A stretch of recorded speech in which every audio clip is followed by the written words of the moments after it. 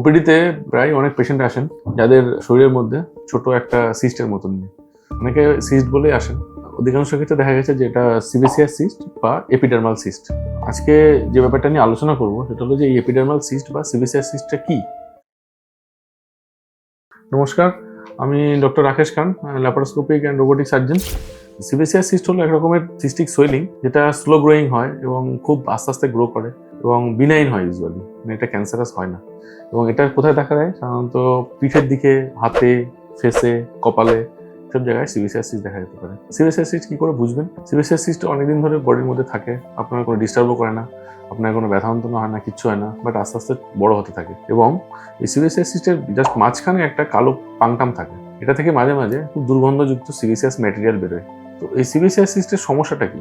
Sebaceous cyst তো বডিতে থাকলে কোনো সমস্যার কথা না। হ্যাঁ, সমস্যা একটা হতে পারে, কখনো কখনো এই সিবেসিয়াস সিস্ট ইনফেকশন হয়ে যায়। তো ইনফেকশন হয়ে গেলে তখন কিন্তু সাংঘাতিক ব্যথা যন্ত্রণা, পেইন এবং ইনফ্লামেশন হয়, এবং তখন কিন্তু অ্যান্টিবায়োটিক খেতে হয় এবং সিস্টটাকে অপারেশন করার ব্যবস্থা করতে হয়। যদি কারোর শরীরে এরকম সিবেসিয়াস সিস্ট থাকে, তো উচিত হলো বিশেষজ্ঞ ডাক্তারের পরামর্শ নেয় এবং তার অপারেশন করে ফেলা। ধন্যবাদ আমার ফলোয়ারদের, যারা রেগুলার এই ভিডিওগুলো দেখছেন এবং শেয়ার করছেন এবং কমেন্ট করছেন। আমি চাইবো আপনাদের যদি কোনো কোয়েশ্চেন্স থাকে তাহলে কমেন্ট বক্সে জানান, আমি পরবর্তী এপিসোডে এগুলো উত্তর দেওয়ার চেষ্টা করবো।